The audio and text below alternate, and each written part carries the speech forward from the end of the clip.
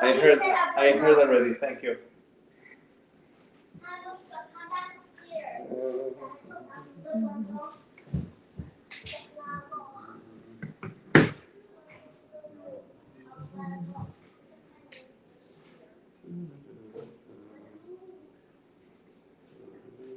Oh, hi, everybody. Welcome.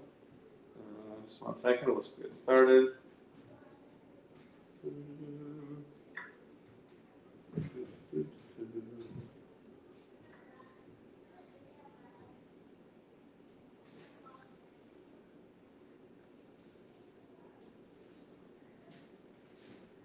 Coffee.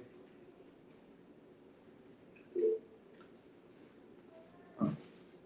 Yeah, good evening to you too.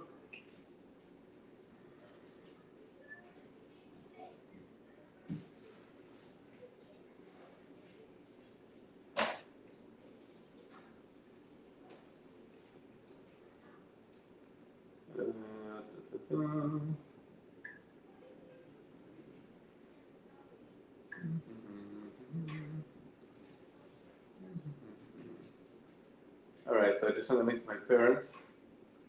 Couldn't find it. And to other people online. Okay, so I'm going to share again. We'll get going. You can see everything I'm doing. Whoops. Still think I didn't do anything embarrassing, huh? Okay, here's the keynote. All right, we're business. Yes. All right, thank you for your patience. You guys are great.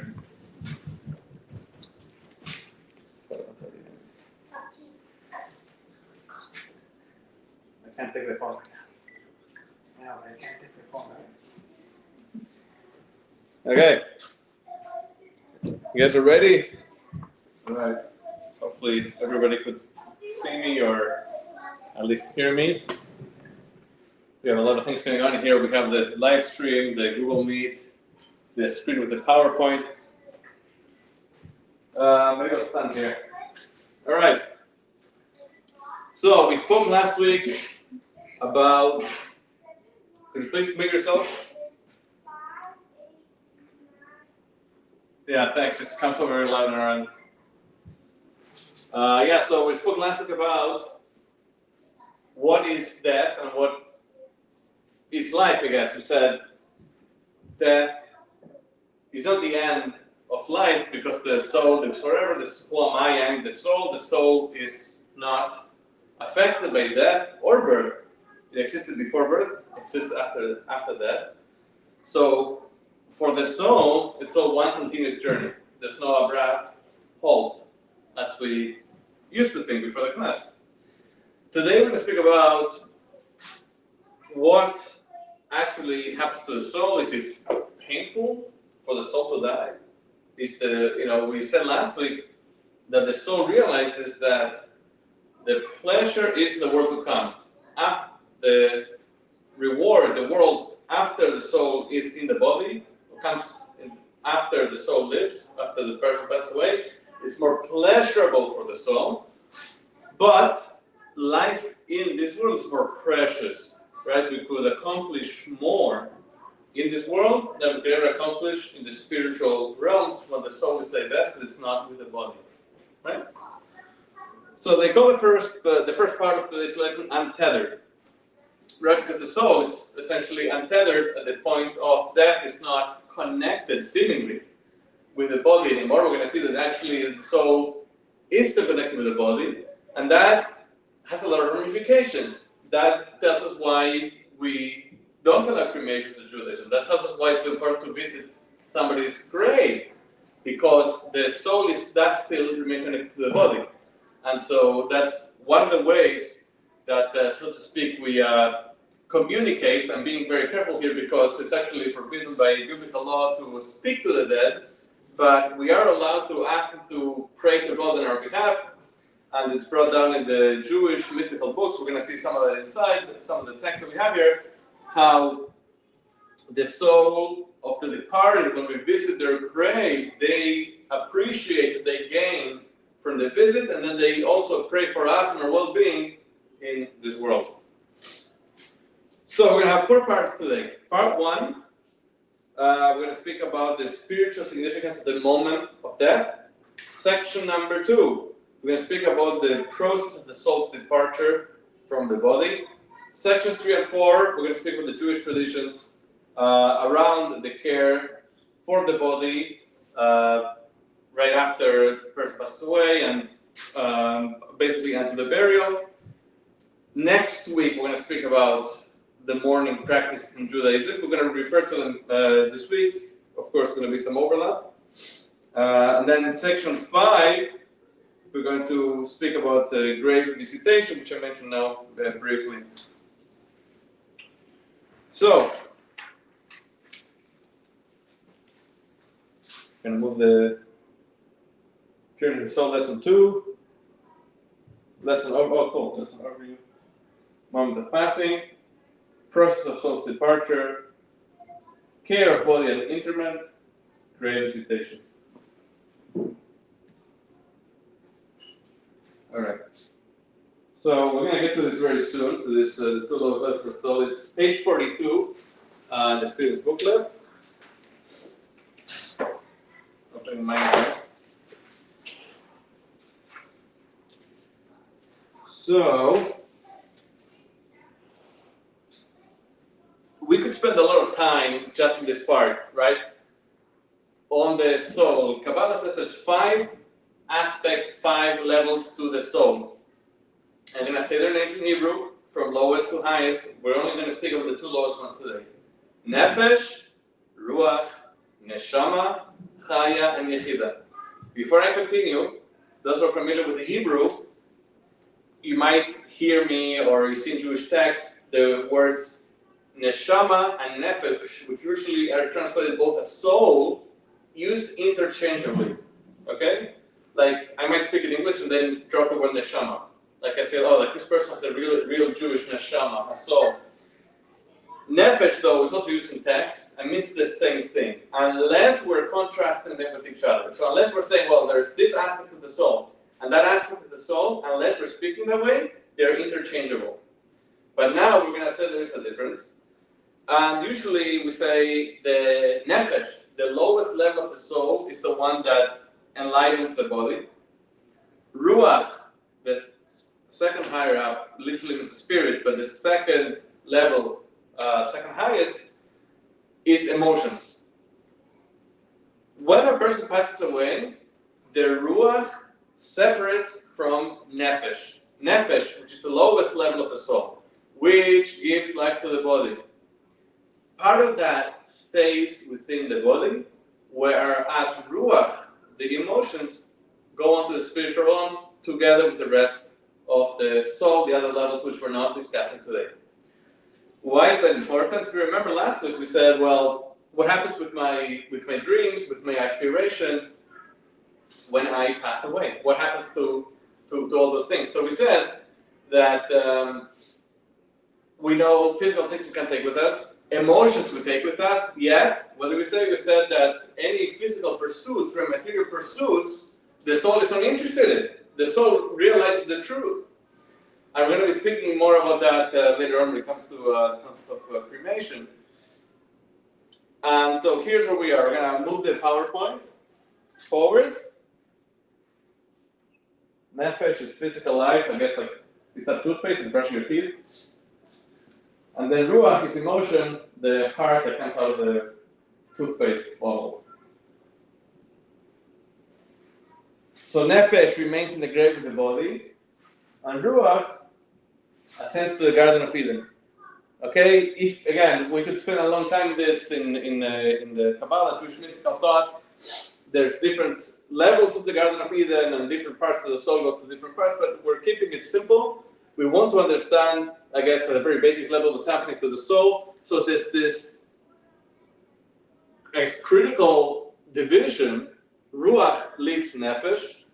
The aspect of Ruach, emotions, goes higher to the Garden of Eden, which is spiritual. The Nefesh remains in the body. And that's going to tell us a lot. That's going to tell us that there's value in the body, which is going to tell us that the body is still holy because the body still has a part of the soul. It's going to tell us that we can't mistreat the body. It's going to tell us to treat the body with respect is going to tell us to guard the body until burial, which we're going to get that into one of the later sections. But this also affects everything that we want to know, like, our connection with the person that passed away. It's really in the body. We say, the soul left the body, but not completely. All right, so we are text 1A, still on page 43. Maybe one of our online attendees wants to read. Maybe Ellie, you want to read text 1A and mute yourself?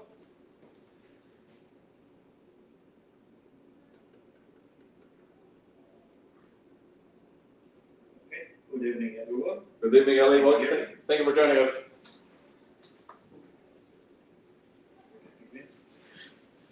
Whenever you're ready. As is known, the life of the tzaddik, righteous person, is not physical but spiritual. It consists of faith, reverence, and love for God. During the tzaddik's lifetime on earth, the attributes that belong to the soul dimension of Ruach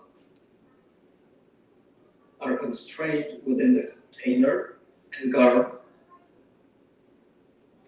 namely the nefesh that is bound to the corporeal body.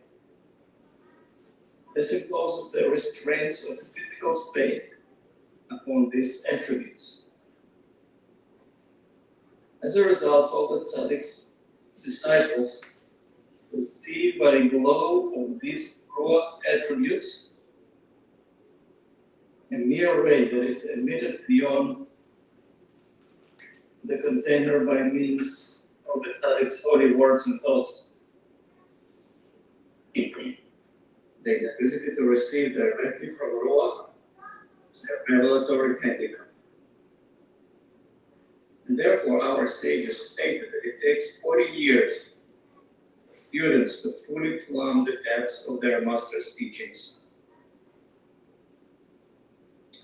By contrast, after the tzaddik's passing, the nefesh separates from the ruach and remains in the grave, while the ruach and its three attributes rise to the Gan Eden. Consequently, whoever is close to the tzaddik can receive directly from his ruach Gan Eden, because the ruach is no longer restrained in a container of confined to space. There is now a straightforward path for the tzaddik's disciples to connect with the essence of their master's ruach, the faith, awe, and love with which the tzaddik served God, and not merely these attributes. And not merely these attributes are the globe that escaped beyond their container. The disciples connect and receive commensurate to the degree of their loving connection and closeness to the tzaddik. During his last lifetime and after his death, the transmission of all things spiritual is always by means of great love. Thank you, Ellie. So you just read a lot of information. Part of this we had read last week. It sounds familiar. This is from the Tanya, the main book of Chabad, the Hasidic thought. And what we just read is part of a letter written by the author of the Tanya, Rabbi Shneur Zalman of Liadi, the first Chabad Rebbe, the first Chabad leader. And he wrote this letter to comfort his fellow Jews after the passing of Rabbi Menachem Mendel of Horodok. A bit of background, Rabbi Menachem Mendel of Horodok was the one that took over the running of the Hasidic Brotherhood after the Maggid of Mesrich, Rabbi Dr. Mesrich, passed away. The Maggid of Mesrich, you might not have heard of, but his teacher was the Baal Shem Tov, right? Israel Baal Shem Tov, he was the leader, the first Hasidic leader, so he's more well known. So we have the Baal Shem Tov, his main student was the Maggid of Mesrich, and the one who took him over was Rabbi Menachem Mendel of Horodok. The Alter Rebbe, the author of the Tanya, the first Rebbe of Chabad, considered Rabbi Menachem Mendel of Horodok his Rebbe, his leader. He passed away, the Rabbi Menachem Mendel. He spent the last of his years in the land of Israel, I believe in the north. And so this letter was penned to comfort the Hasidim, the other followers who were brokenhearted. Their leader passed away. So what does he say? We said last week, we say it again here, that the main life of the tzaddik, of the righteous person, is not physical life. If his main life is physical life, then that came to an end. It's over. It's game over. However, that's not the case, right? It's love, fear, and faith in God. That's what comprises the life of the righteous person. And all those things continue on for the soul of the righteous person. But it gets better, quote unquote, for lack of a better term, when the person passes away. Why? Because now there's no limitation. When the person is alive, he cannot share from his ruach, from his aspect of emotions, love, fear, faith in God. He cannot share that at its essence. If you think about it, the water that comes into your house, if you come at the same strength as the water that flows to the city's main, you wouldn't be able to fill up a pot with water. It would be too much, it would be too intense, right? So it has to be a valve that diminishes the flow. So too, when a tzaddik, righteous person, is alive, there is that valve that diminishes the flow for him to be able to give over something that the students could receive. After he passes away, the valve is gone. And now the students are able to receive from the essence of his ruach, from the essence of his emotions, and the valve is gone, and in that way the connection is stronger. What else?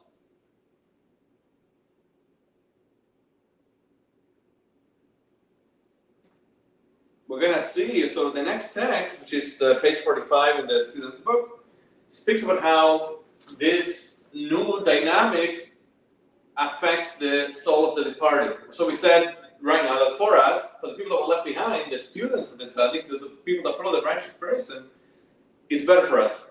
The connection is stronger. The valve is gone. There's no limit now.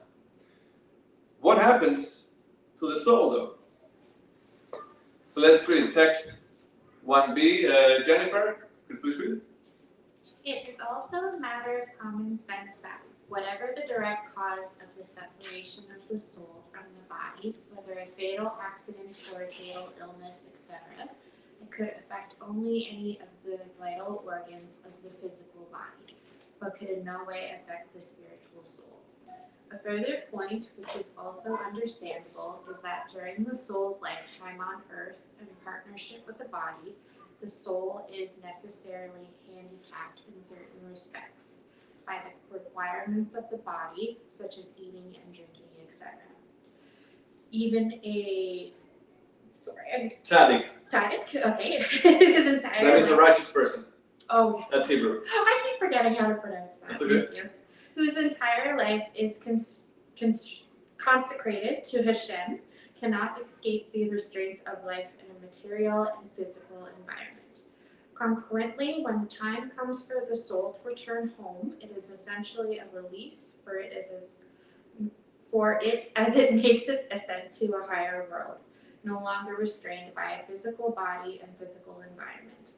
Henceforth, the soul is free to enjoy the spiritual bliss of being near to Hashem in the fullest measure. Very good. So we have a little video now to show, but it's also better for the soul, right? The soul of the tzaddik also is able to enjoy godliness at a heightened state. Now that the soul is more separated from the body, we can't say the soul left the body. We said that at the beginning. Part of the soul remains, but it's a partial separation. So I'm gonna show the video now. I don't know if our dear online viewers will be able to hear, but I hope so. So this is just a summary of what we just said, right? The life of the righteous person is compared to faith, reverence, and love, limited to expression through the nefesh when they're alive. But then when they pass away, the ruach is unleashed. That's what we were saying.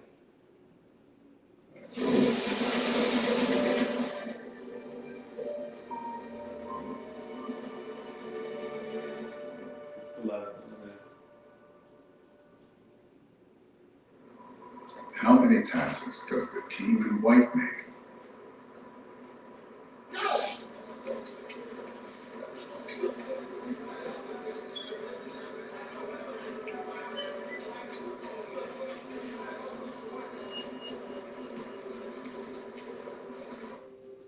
The answer is 13.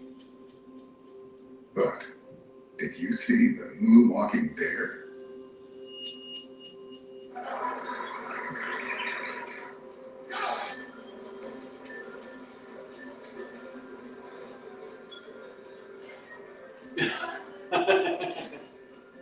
That's what psychologists call inattentional blindness. That's cool. No, it is not a condition to be concerned about. In fact, life would be impossible without it. Let me explain. As powerful as the human brain may be, it is easily overwhelmed by the sheer onslaught of observation, calculation, sight, sound, and signals that envelop our every waking hour. The brain cannot permit itself to register and record each image and movement, every message and stimulation. Instead, our brains and nervous systems aggressively filter and limit our intake to manageable levels. The result? We notice a fraction and ignore the fullness and remember far less. Often, we purposely engage in what cognitive neuroscientists call selective attention, like focusing on a dinner partner in a crowded restaurant while tuning out all other conversations in the room. Now imagine that you have the ability to absorb everything around you.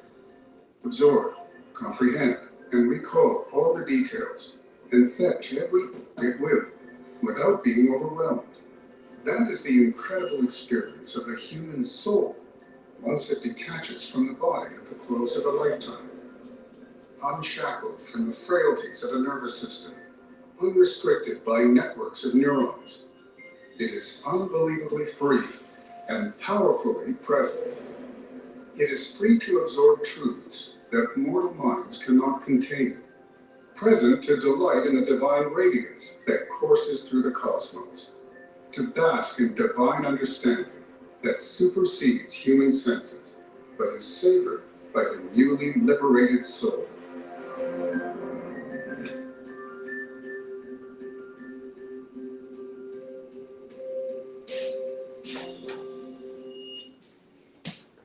That was well done.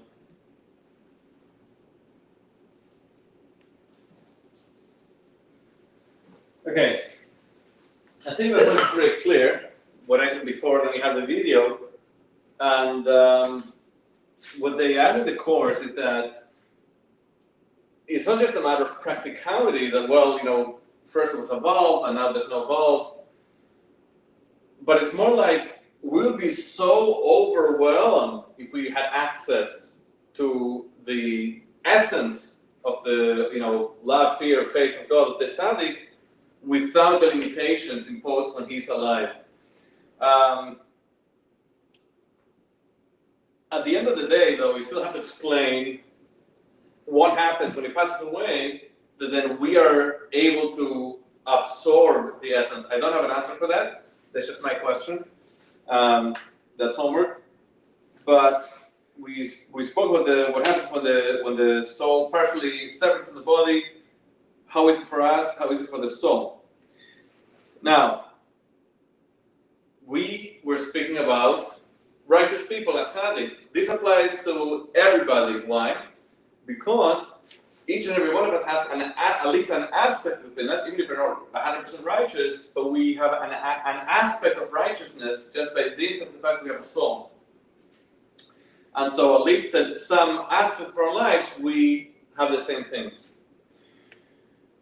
What we see also is that when we commemorate the date when the person passed away, tradition in Judaism is called the Yahrzeit, the day of passing, every year on that day in the Hebrew calendar, it's a special day, there's special custom, people also visit the grave, there's certain things that are studied, but it's not a sad day. Of course, at the moment of passing, it's tragic for the family, tremendous pain. But when you get to commemorate that day, it's not a sad day, because we're saying, well, the soul is unencumbered, untethered, it's released, and our connection now is stronger, right? People are on earth, and the soul of the departed. Interesting, we also said in the letter before that all connections, right, are drawn through love. And what happens is, and this is the next part, is that our relationship with the soul of the departed evolves with time. All right, that's what we're going to see very soon, how the soul goes through different stages from the moment of death, burial, then the period of mourning is also split up. I'll get into that soon. So just like you don't relate to a baby the same way you relate to a 5-year-old, 11-year-old, an adult, and according to the maturity, that's how you hang out with them, that's how you spend time with them. So likewise, there are stages to this revelation that we just spoke about that happens when the soul passes on.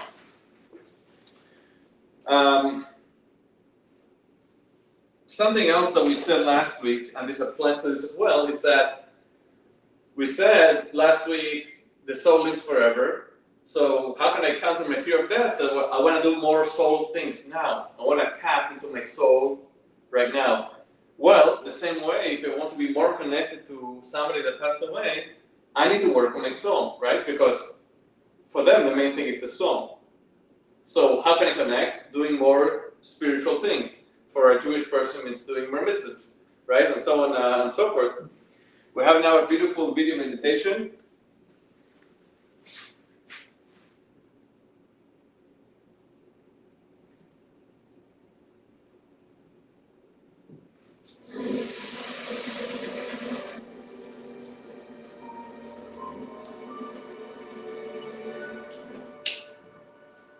Welcome to our meditation reflection for lesson 2 of Journey of the Soul. You hear okay? We're going to try to visualize and relate to the idea of the continuing connection between those who are still inhabiting this world and their loved ones who have moved on. How can we visualize this connection? So I want to share with you a metaphor that was given by the Lubavitcher Rebbe to a grieving family when they lost their dear mother. Rebbe told them, you should know your loved one, when they passed away, hasn't gone to some faraway place. Really, what is the situation? It's as if the whole family is together on the first floor of the house, and this loved one is in the same house with you on the second floor. So we're going to try to visualize. Again, if it helps you to close your eyes, you can close your eyes. Keep your eyes open, keep your eyes open. But start to visualize in your mind's eye. A loved one who's passed on. Try to imagine what it was like when you would gather and that person was physically with you. Try to remember the sights, the sounds, the whole setting. And now, imagine that exact same gathering, same setting, and that loved one who's passed on is still there, with one difference. You're on the second floor. Take a moment to imagine the feeling. It's hard to describe it, but if we envision it, we may be able to feel it. What does it feel like? The knowledge that this loved one, you may not be able to see them, but they're right there. Very, very close by, in the same house, where the family is together, everyone is there, and the only difference is they're upstairs, they're on the second floor. Let's try to envision, let's try to visualize a loved one. Try to remember what it was like when they were on the first floor. And now think about the exact same setting. What does it feel like? What does it feel like knowing that they're on the second floor? They're with us. They're with us. They're in the same house. They're only just a few feet away. Not far, far, far away. Very close by. On the second floor. Take a half a minute to visualize. And try to connect to this feeling of the loved one on the second floor.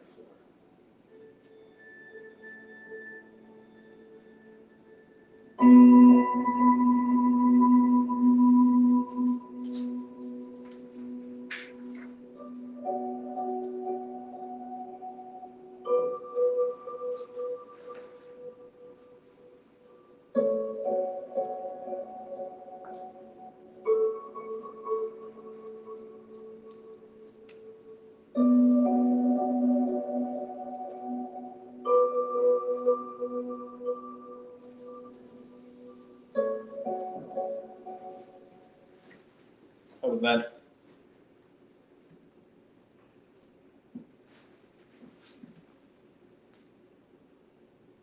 Okay, so important background here. This course is also accredited for doctors, psychologists that need continuing education.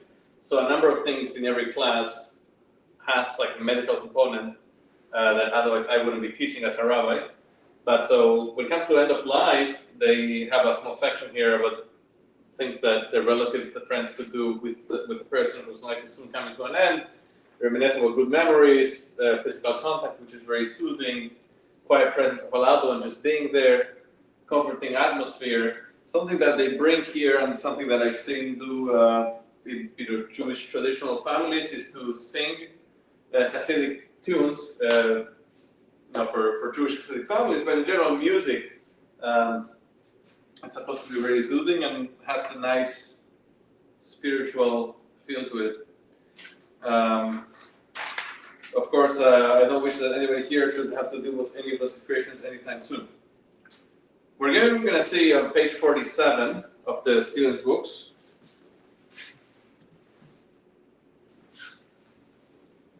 Is what actually that's the soul experience, because so far we said that it's absolutely wonderful, that we have some connection, it's better for the soul of the departed. But does it hurt? What happens when they die? That's exactly what we're about to see. You have text number 2, page 47. You want to read that, David? It's from the Zohar, the author. This is the main book on Jewish mystical thought written by Rav Shimon Bar Yochai. Yeah, please.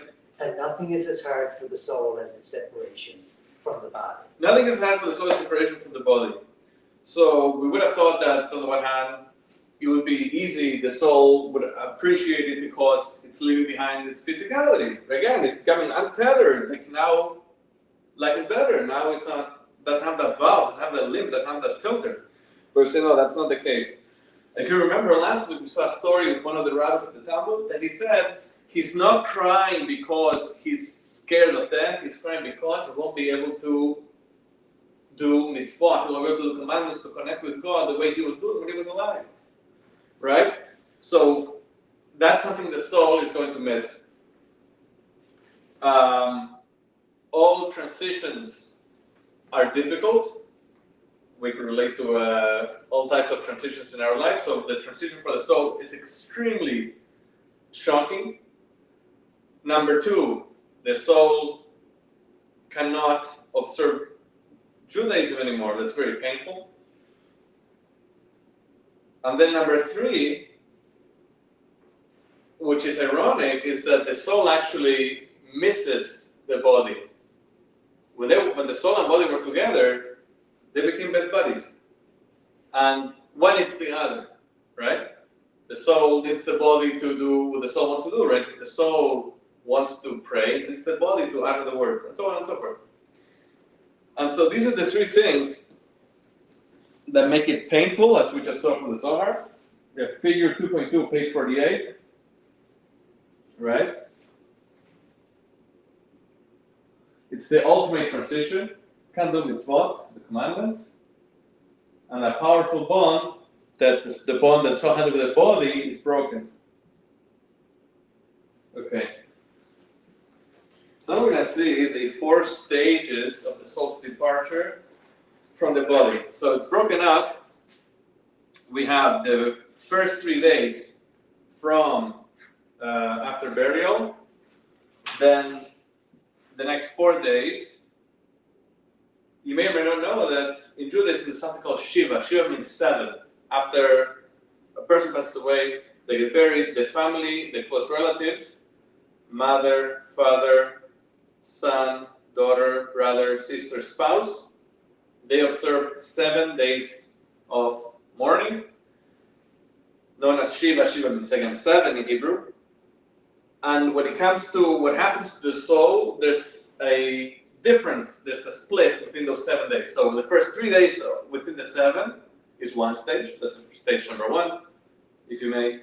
The second stage is the end of the 7 days into the Shiva. Then we have what's known as the Shloshim. Shloshim is 30. So within the 30 days from burial, there's also different practices, but not as strict. During the Shiva, the 7 days of mourning, the mourners traditionally don't leave the house. People come to them to comfort them. People bring meals to them. All the prayers are done in their house, and the whole focus is on the deceased.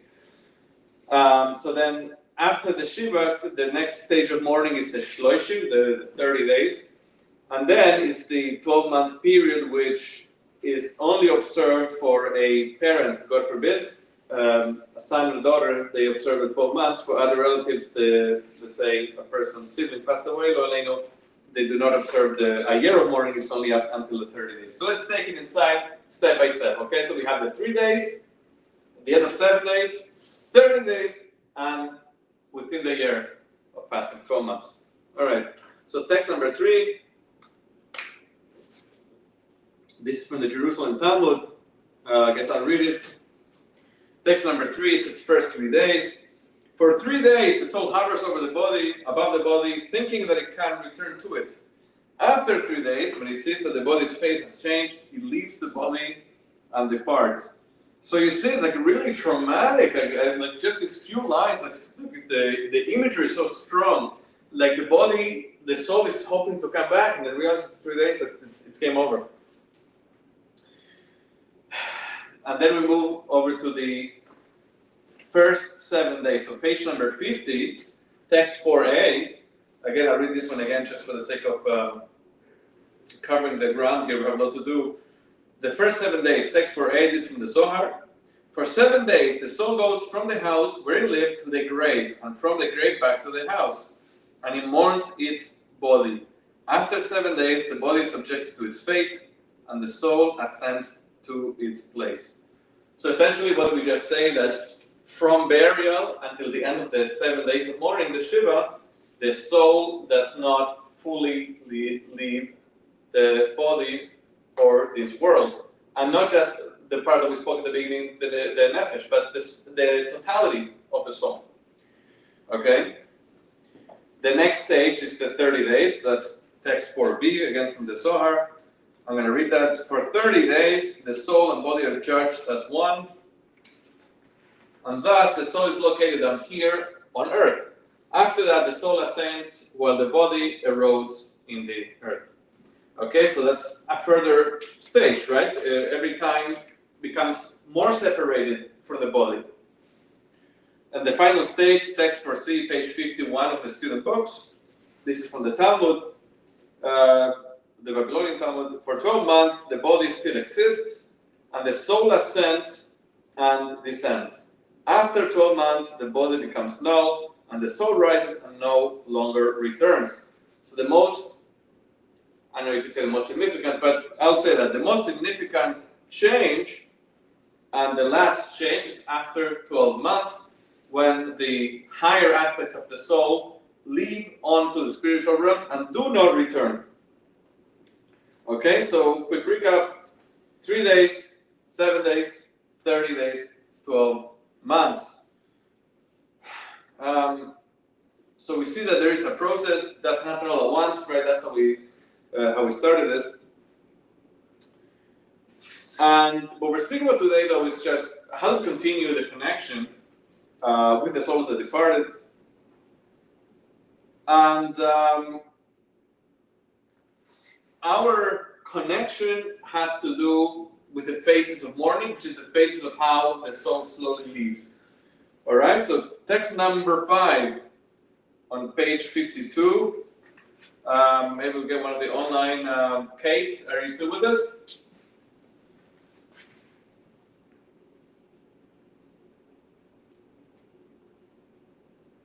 I can't do it at the moment. Sorry, I have just been out. No worries. Dad, are you here? Can you read text 5? The embarrassing now in front of my friends.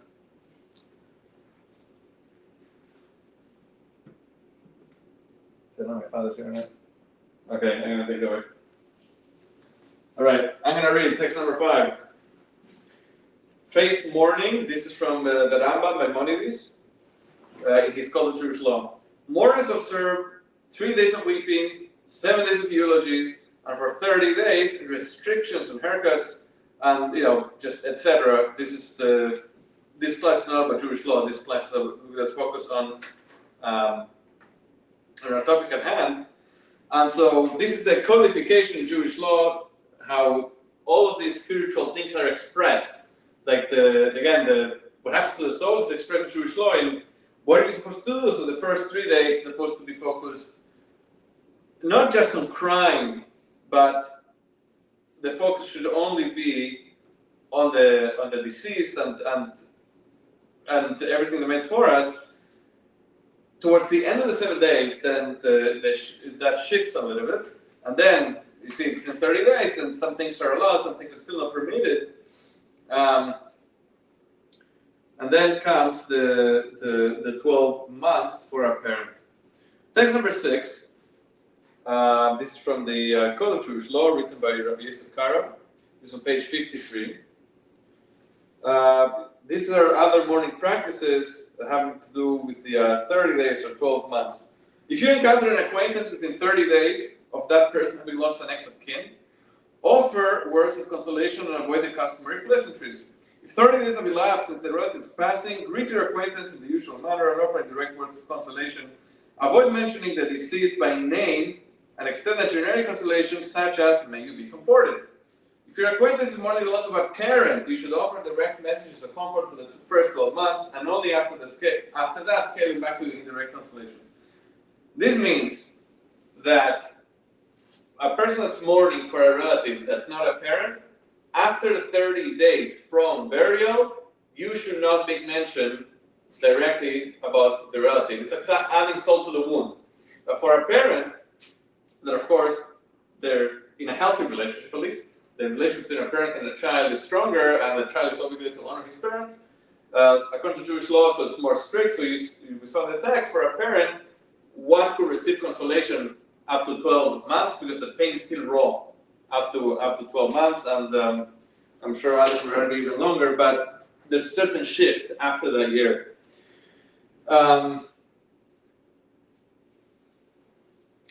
So again, we're not here to discuss the details of the different stages of the mourning. That's next class. We'll delve into some of that a little bit. It's not again focused on the Jewish law aspect. Any questions so far from our online listeners or live listeners? Okay, but I feel like I'm in quite a lot of terminology. Still have a lot to cover. Okay, so if nobody online says anything, I'm going to continue. So we're going to move on to text number 7 on page 54. This is really interesting. This story is really what sheds light on the concept of comforting the mourners, and we think that okay, I'm gonna go out and do a favor, to this poor guy. He just lost a relative. But we're gonna say is no. That when you comfort the mourner, you're really comforting the soul of the departed as well. And they quote here a lot of interesting things, a lot of hints to this idea that that the soul of the departed is also being comforted. There's a little bit of nuance in the Talmud. The traditional words that are uttered to comfort somebody is Hamakim Minachem Estem B'Seir She'ara V'Yitzim B'Shalayim, which is Hebrew for may the God comfort you amongst the other mourners of Zion. In the Hebrew, this is said in the plural you. We don't have this in English, but you have this in Spanish and French. And so some say that it's said in the plural you because even if it's one mourner, you also refer to the soul of the departed. You also have to comfort the soul, right? If you remember from the earlier text, especially from the Zohar, how the soul is oscillating between the body and another body, the house and the grave, right? So that it's not settled. So let's see it inside. So it's last Jennifer, if you don't mind, text number 7, page 54. If a person dies and leaves no next of kin to be comforted, 10 people should go and sit in the deceased home. A man died in Rabbi Yehuda's neighborhood. As there was no mourners to be comforted, Rabbi Yehuda assembled 10 people every day, and they sat in the deceased's home. After 7 days, the dead man appeared to Rabbi Yehuda in a dream and said, "May your mind be at rest, for you have set my mind at rest." Thank you. So if we think, well, again, the whole point is for the mourners, you're comforting them, then why did he do this? What's the point of bringing people to sit in the house of the departed? So we see that it benefits the soul of the departed as well. Because Shiva, right, the mourning period is also for the soul. So we have a summary here, this mini section.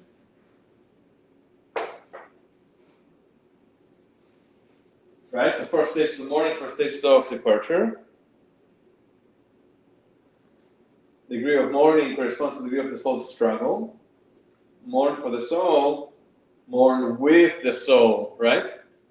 Because the soul is struggling. Okay. This is the next section.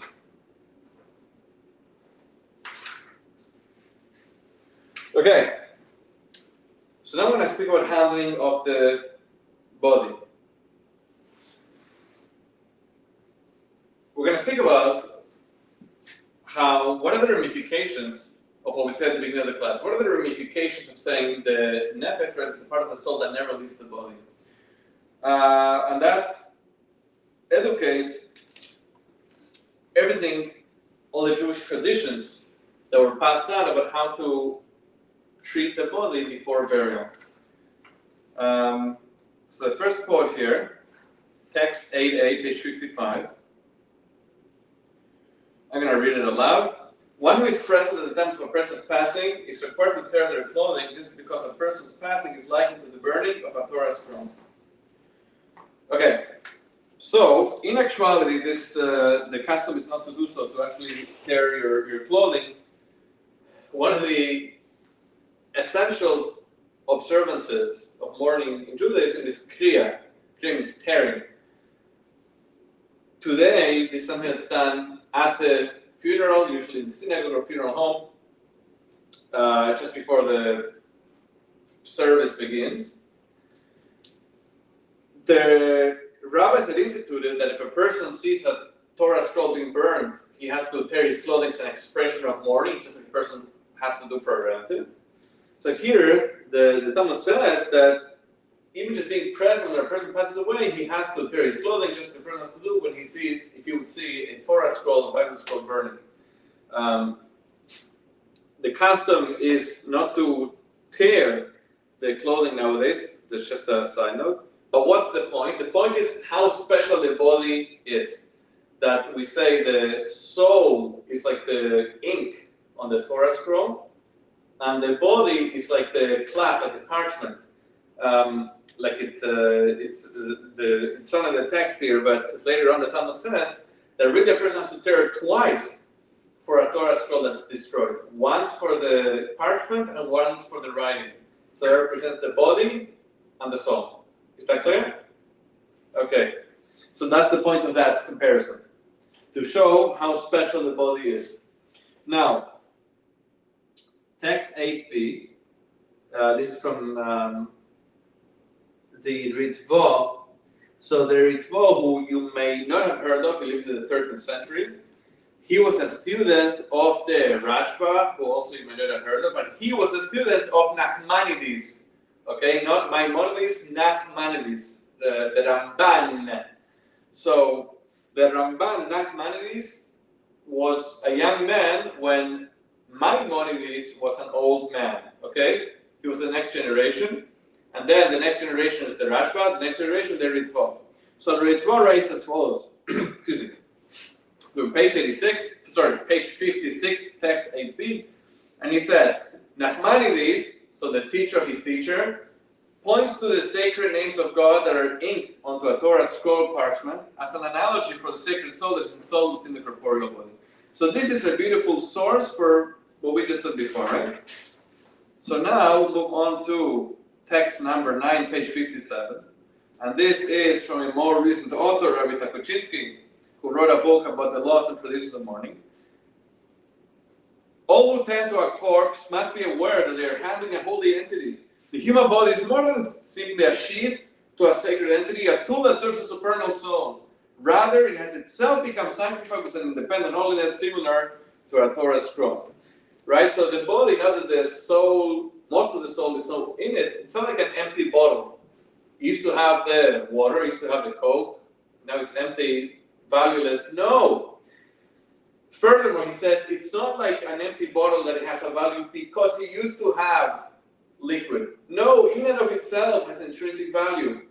And that's what elucidates the different customs. Because the Talmud doesn't give us a lot of details about how the body is washed and treated in preparation for burial. That's known as a tahara. Tahara means purification. It's something that I've done many times when we lived in Montreal. Usually bigger Jewish communities have what's called a Hevra Kadisha. Hevra Kadisha means holy society. It's a number of volunteers that prepare the bodies for burial, the men do the men, the women do the women. And so a lot of the customs, there's no idle chatter when you're preparing the body, right? Because number one, the body is special, but also the soul is still there, right? Also important, even though we didn't say it here in this class, is that, God forbid, if somebody is towards the end of their life, they're in hospital, it's also important not to say anything bad about them in their presence, because even if they are asleep, even if they're in the vegetative state, the soul is still there. Okay, so then text number 10, I didn't skip a text, right? Number 9. This is number 9.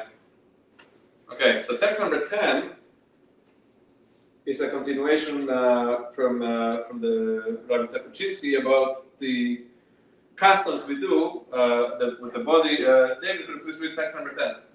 We are required to maintain constant watch over a corpse, even during the daytime and even if there is no cause to suspect that something can happen to the body. Those who maintain watch are actively performing a mitzvah, to the extent that they are meanwhile absolved from many other mitzvot, such as reading the Shema and reciting the prayers at the appropriate times. We maintain a watch over the dead out of respect, for if we were to leave the body alone, it would appear as if we had abandoned it like a utensil that we no longer require. Thank you, David. Right, so because the body is special, we also guard it. Somebody, usually means somebody staying in the room adjacent to it, not literally with the body. But this happens at the hospital or the morgue, whatever it may be. Which is a very, very important thing. And what's interesting is that the authorities, the great rabbis, bring down that even if the person that's watching the body, even if he's not praying, even if he doesn't know how to pray and recite psalms, which is the custom, just that presence is enough. You can interpret it in many levels. You see, just I guess like a living soul, wards off any negative energies that might come. Otherwise, this is not quoted inside the text, but it's a whole bunch of reasons why we do guard the body. Here, the most simple level, what we said is that just out of respect for the body, it's not just a useless tool that now it's rusty and now it's not sharp anymore. You could, God forbid, dispose of it. But there's many levels of interpretation, just like in everything in Judaism. So there's a bit of a summary here, page 59, figure 2.3. Oh, this was first. Sorry. Still have to get used to the whole textbook and PowerPoint dynamic. Right, so human being, Torah scroll. We begin as flesh and bones, Torah scroll begins as animal hide. Soul is infused, God's name is spread upon it. Body becomes holy because of the soul. Parchment becomes holy because of God's name is written on it. Alright. Okay, here we go. Pre-burial rites and rules. Body handled with respect and dignity. Cleaned and dressed in shrouds. That's custom to wash the body and then put in special simple shrouds made of linen. No casual conversation, as I mentioned. The body is kept covered as much as possible, especially the face and the private parts, unless they have to be washed, because we do wash the whole body. Never place face down. And always guarded, that's what we were just speaking about from the David read. Okay. I have a note here. Again, this is not a course in Jewish law, but it's important to know that we try to bury the whole body, meaning if God forbid a person was dismembered, a person had a limb that were amputated, we try to bury everything together with the rest of the body. You might have seen tragically recently after October 7th, even more, but whenever there's a terrorist attack in Israel, you see there's people that are on the ground, rubbing the ground with these little Q-tips. What it is that they're trying to do is trying to get every bit of blood, or I don't want to get too graphic here, but anything that belongs to the bodies for burial. It's not a pleasant job. They're all volunteers, and so that explains that. Text 11, the sum of its parts. So this is page number 60. Eli, can I get you to read this one?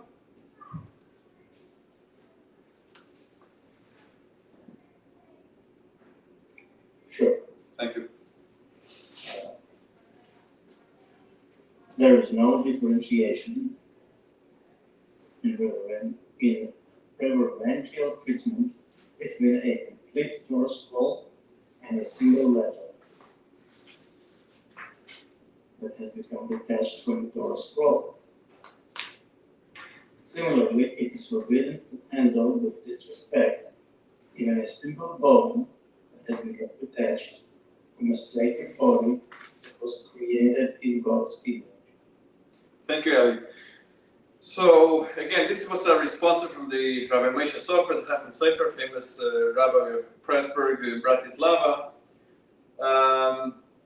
Again, I don't think it introduces something we haven't seen. The point is that even after death, the body remains special. And one of the reasons this is, I guess, new so far is that it was created in God's image. That's in and of itself gives the body significance, intrinsic importance.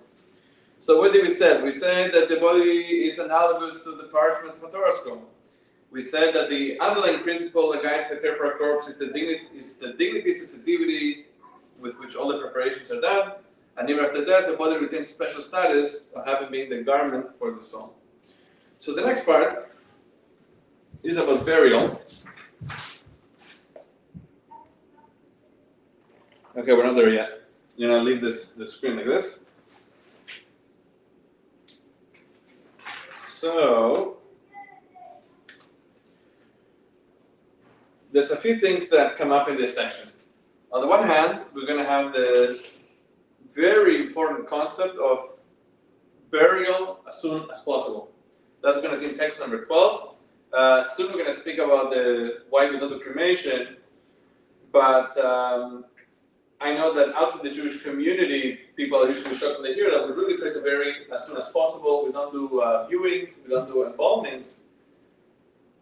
And also, as I said, no cremation, but also we want to bury the body as soon as possible out of respect for the body. The only exception, there are reasons to delay the funeral, such as if relatives are trying to come in, so that's right to have more respect for the dead, so that's allowed. We allow to delay the funeral if it allows for more people, relatives to attend. So text number 12, and I'm going to read that. So this is from Deuteronomy, this is from the Torah. We shall surely bury him on the same day as his death. Right? Just very straightforward. This is the concept of burying right away. And King Solomon puts in the following terms, text number 13, page 62 for the student books. This is from the book of Ecclesiastes. People proceed to their eternal abodes, and the mourners go about the streets. The dust returns to the earth as it was, while the spirit returns to God who bestowed it. So, within the lines here is the fact that we are just the custodians over the body. The body doesn't belong to us. And that also tells us a lot about what we're allowed and we're not allowed to do. Like in Judaism, we're not allowed to get a tattoo. Why? Well, because first of all, it says in the Torah not to do so, but why not? So one explanation is because the body belongs to God, and we're just the caretakers, so we need to follow the rules of the owner. But that's also what's going to tell us about no to cremation. Sorry, not creation. And the concept of going back to the earth, right? As God tells Adam, the first man in Genesis, from the earth you were created, and to the earth you should return. I actually spoke about this after October 7th. There's a teaching, beautiful teaching, that says that when Cain killed Abel, his brother, it says that Adam didn't know what to do. Just standing there, he didn't know what to do. And God showed him a raven burying another raven. And then he said, oh, I should do the same thing. That's at the most simple level of understanding. However, the Lubavitcher Rebbe said this. He said like this. He said, Adam already heard from God the commandment of from the earth you came, to the earth you should return. So he knew about burial. What he didn't know is, how can I move on after my son murdered my son? It's unthinkable. So God showed him a raven, which is supposed to be one of the most cruel birds, burying another raven. So he saw, if a raven could bury another raven, there has to be light after dark. There has to be life after death. That's the teaching. So coming back to this, any questions so far? So that was a bad deed, but you could still bury the person because it was a bad deed. No, what do you mean? Like Cain killed Abel. Yeah, bad deed. What? Killing bad. Yeah. And you said a raven buried another raven he killed? No, Oh, no, just the raven was burying another raven, and that's significant because raven's supposed to be like very cruel animal. and there's even goodness in that, in other words. Exactly. Yeah. Yeah. So Adam had the right, or did bury Abel because. He got that insight. He had this epiphany Yeah, from seeing the raven burying another raven. Yeah. because he wasn't gonna before that. Well, he didn't have to move on. Again, at a more simple level, he didn't know what to do. But really, we say God had given him a few hints. Yeah. So we say couldn't move on. It was such a shock, such trauma, and then he had this epiphany watching the raven and said, there is goodness. Sure, from anything else. Thank you for bringing that up. Okay. I think that was Thank clear you. for everybody. Okay, so text number 14 on page 63, returning the deposit. Jennifer, could I ask you to please read that text? For you are dust, and you will return to dust. The body comes from the earth, and it is entrusted as a deposit to the individual's care. Upon death, the deposit must be returned to the earth from where it came and buried there. Yeah, so this is putting together everything we said so far. This is Rabbi Chaim Vital, one of the main students of the Arizal. Arizal is one of the great masters of Kabbalah from the 15th century. The Torah tells us a lot of episodes of people going out of their way for burial. Abraham pays a lot of money to buy the cave of the patriarchs in Hebron to bury Sarah, his wife. Abraham is buried there posthumously by his sons Isaac and Ishmael.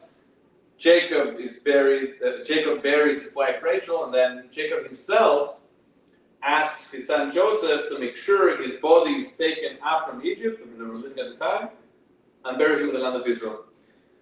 There's also a lot to be said about being buried in the land of Israel. But again, I don't want to focus too much on that. But there is a concept you should know of being buried in the land of Israel. A lot of people pay a lot of money. There's many stories throughout the centuries, people moving to Israel to spend their life to be buried there, and so on.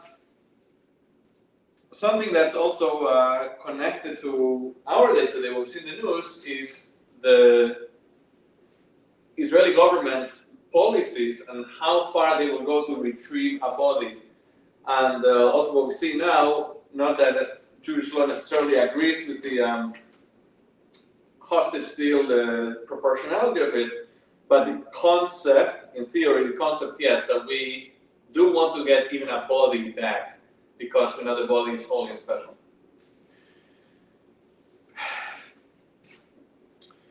I'm gonna continue here with the PowerPoint. This next part is about cremation.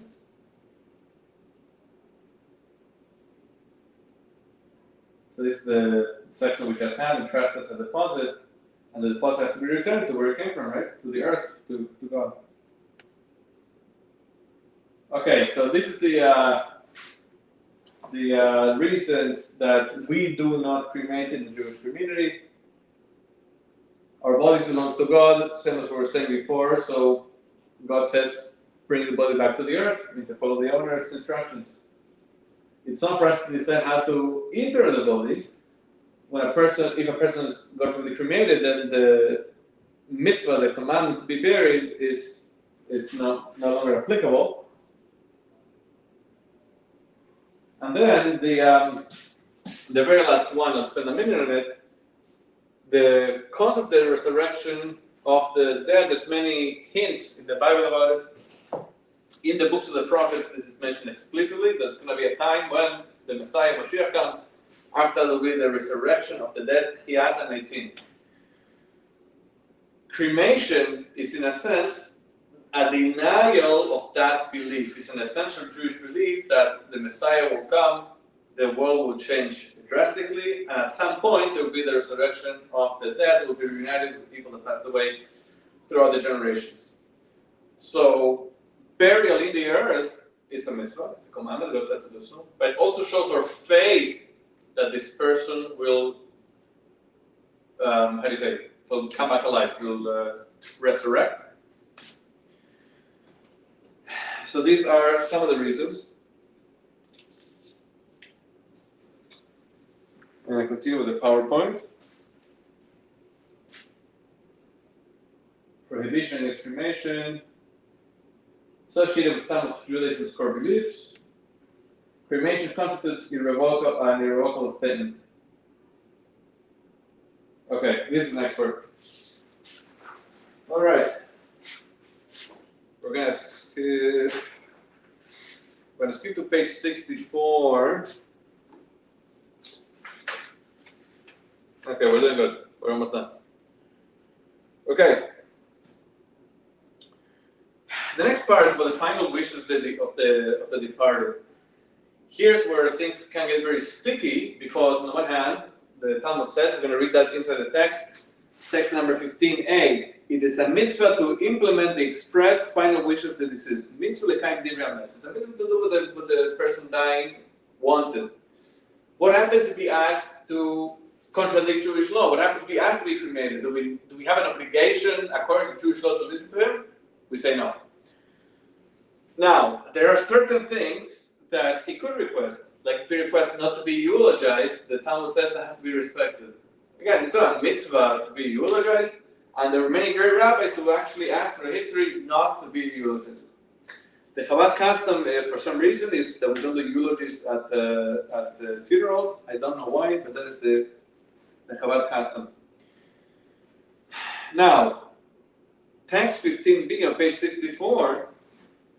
This is from, again, Maimonides, it's called Jewish law. If a person requested not to be buried, we disregard the request. This because burial is a mitzvah. As it's stated in Deuteronomy, you shall surely bury him. And so, again, it depends what the request is. When the Talmud makes this across-the-board statement that is a commandment to listen to the wishes of the deceased, it's mainly about financial things. There's also, again, we're not going to get into the details now, but certain financial transactions that would be inefficient, would not be bona fide for a person who's healthy to do, but for a person on his deathbed, we are more lenient and certain things are actually bona fide. Okay, so let's move on to those particularly heavy, I don't know you. We're going to move to the fifth and last section, which is about visiting the grave of the departed, and then we're going to finish with a beautiful letter that the Lubavitcher wrote to mourning family. Any questions from our online participants?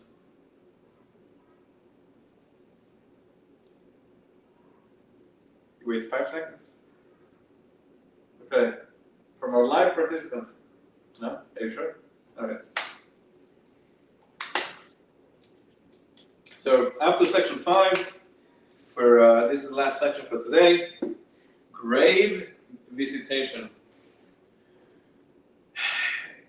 This is the punchline, really, of everything we said today. We started with how the nefesh, this aspect of the soul, never leaves the body. And this is the punchline. The punchline is that this is the significance of visiting the grave after a person passes away. We're connecting with that person. We have text number 16. David, want to take it away? Text number 16, page 66. Oh, It's from the Zohar. the nefesh remains present in the grave.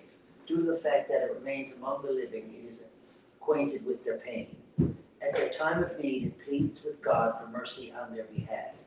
When the inhabitants of the world are in need, when they are in sorrow and visit the cemetery, the nefesh is aroused to their plight. It ascends and awakens the ruach, which in turn entreats God for mercy.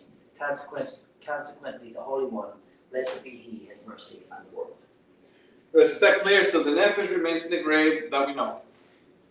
And because of that, the deceased is aware of what's going on in the world and their pain, and when they come to visit, right, then that nefesh that remained with the body that's now buried pleads to God for mercy.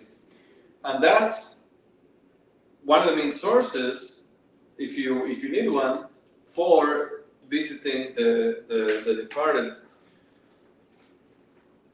So the next part, the next text, I need to move the PowerPoint a little bit, but the next text, text 17, so it's about how the departed actually appreciate the visit. I'm going to move the PowerPoint now, and then we'll catch up. So this is what we had before about fulfilling the wishes of the deceased. If a person requests not to be buried in the disregard of his request, administering a Jewish burial is granting what the deceased wants presently. So I did not mention this, I forgot. And that is that the soul, once it's divested in the body, realizes the truth that it does want to be buried according to Jewish law. So it is in no way going against the true wishes of the deceased to do an actual burial. Okay, visiting the grave shows respect for the departed. Shows that our memory for them has not been forgotten, and also reinforces our continuous connection. Okay, this we're up to now, I think. No? No, we're not. Okay, nefesh is present among the living, therefore feels their pain. When people visit the grave, the nefesh is aroused. The nefesh awakens the ruach.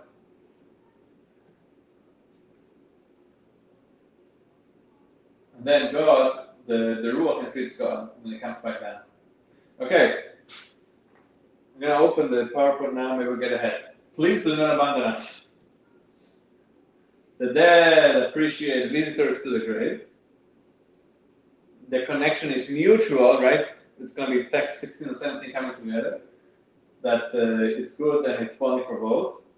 And we're also going to speak about special days to this degree. Ellie, you want to read text 17, page 67?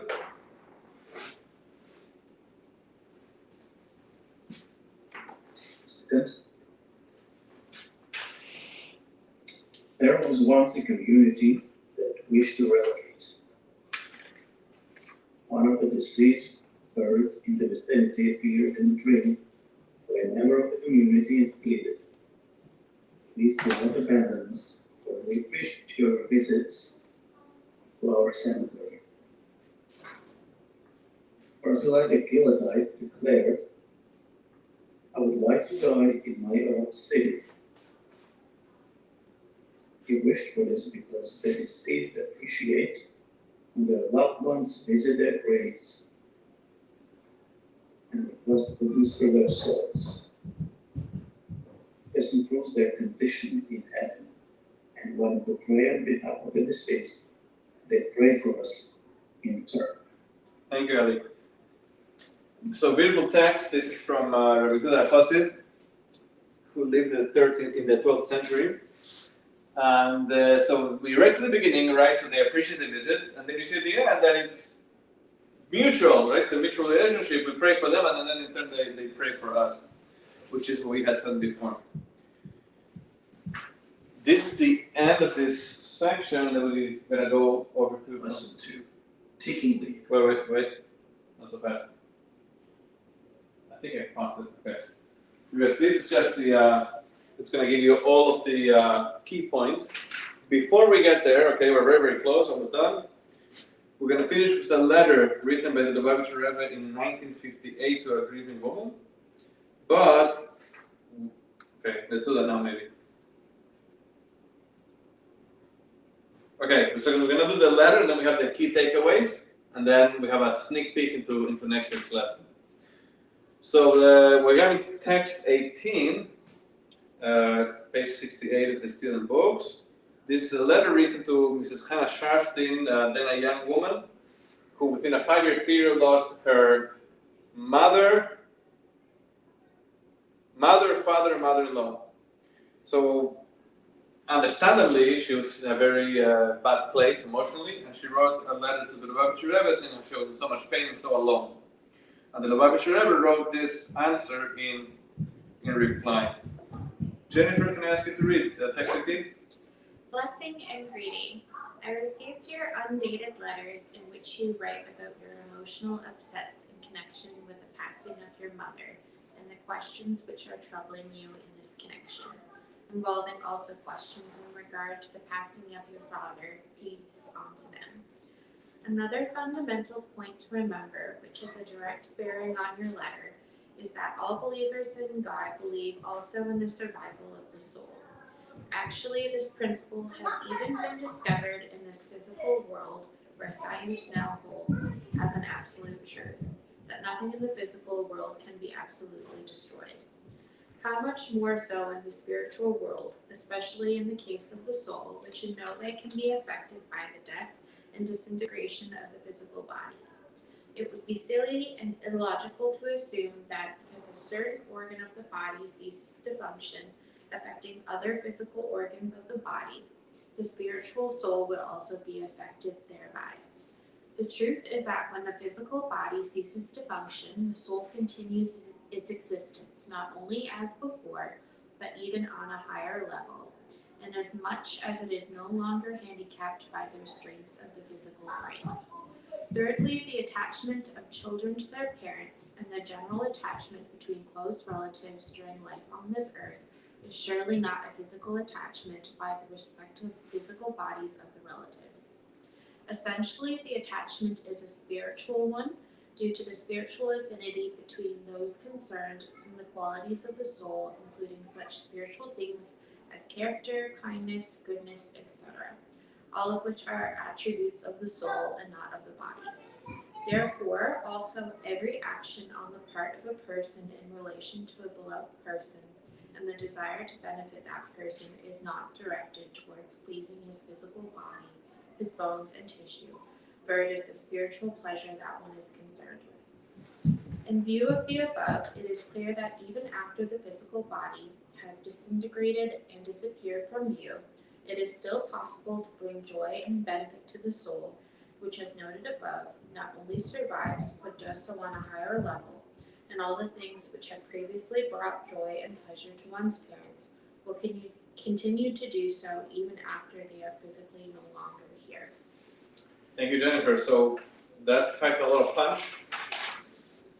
Before we do the sneak peek and key takeaway from today, there's an exercise on page 70 for you guys to write, number one, recording the insights from this lesson that resonated with you the most. And this for yourself, it's not to be shared. And then number two, is there a deceased person with whom you wish to strengthen your bond of love? What step can you take to do so? Again, this is private, this is not, you don't need to share this. So we'll do maybe a few minutes, I don't know what the time is.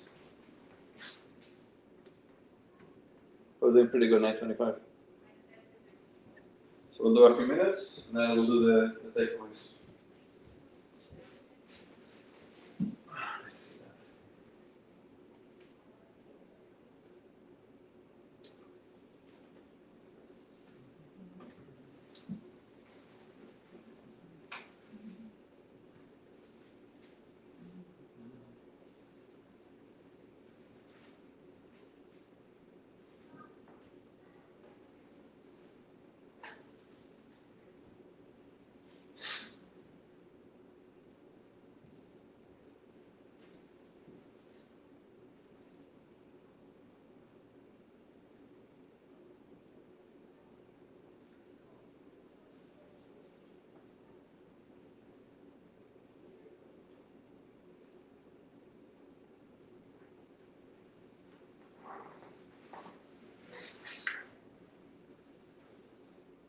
Long class, but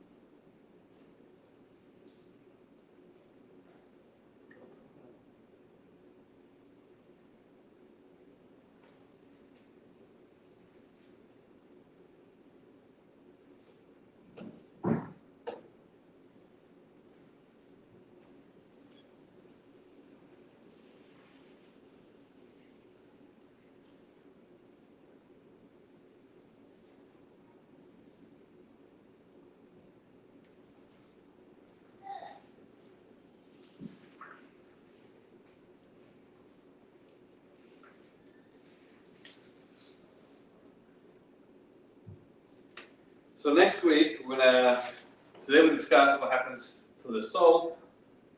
Next we're going to speak about everybody that's left behind. The mourners, mourning practice in Judaism. Also, there's a very practical side to next week's class about what's proper etiquette when visiting a Shiva house when they're mourning. And now we're going to do the key points from today's class. Please follow the video. Oh, come on. Okay. Let's try this again. Lesson 2. Taking leave. 1. Nefesh and Ruach are two of the soul's components. After death, the Nefesh remains with the body, while the Ruach disengages and ascends to Gan Eden, paradise. 2. Once the Ruach is no longer limited to material existence, it's more accessible to all who wish to connect to it. Thus, when a person dies, our ability to spiritually connect with him or her is stronger and deeper than before. 3. Though the Nefesh remains in the grave, it retains a connection with the higher levels of the soul. The gravesite is thus a portal where we can communicate with departed souls and ask them to intercede before God on our behalf. 4. Over the course of a lifetime, the soul and body integrate and bond. Their separation and death is therefore painful for the soul. 5. The soul departs the body in stages. These stages correspond to the prescribed periods of mourning. When we mourn, we are mourning not only for the deceased, but also with the deceased. 6. Dignity and sensitivity are the underlying principles that guide the care of a corpse and its preparation for burial. This is because even after death, the body retains its special status of having been the container for the soul. 7. Burial is of highest priority in Jewish tradition and culture. When God takes a person's soul, we are tasked to return the body to the place from which God fashioned it. 8. Burial affirms 2 fundamental Jewish beliefs. A. Our bodies aren't ours. They belong to God. And B. There will be a resurrection of the dead in the Messianic era.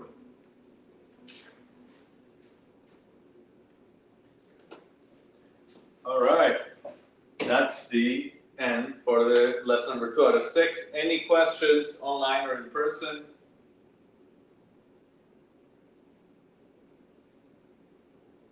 Cool. Okay, so we'll see everybody the willing next week. I'm gonna cut the online thing.